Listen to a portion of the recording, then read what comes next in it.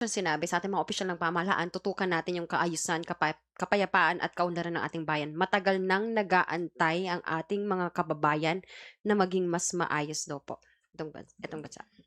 Matagal na rin pong nag-aantay ang ating mga kababayan sa sagutin niya ang issue kung sino si Mary Grace Piatos.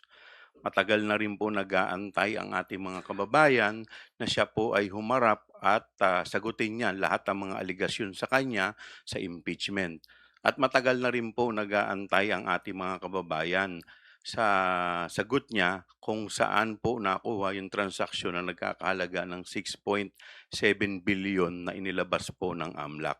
Yan po muna ang sagutin niya bago po siya magsabi na kami ay namumulitika lamang.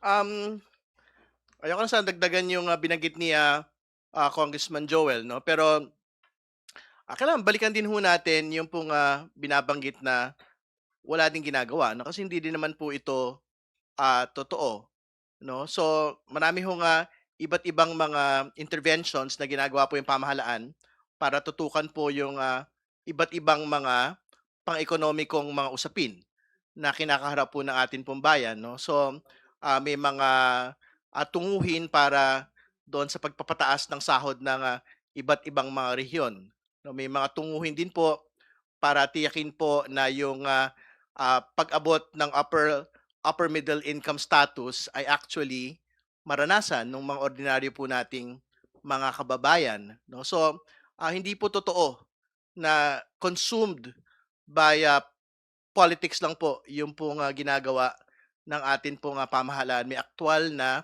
pagtugon doon sa mga batayang usapin at, tingin ko nakatutok po yung pamahalaan sa mga bagay po na ito.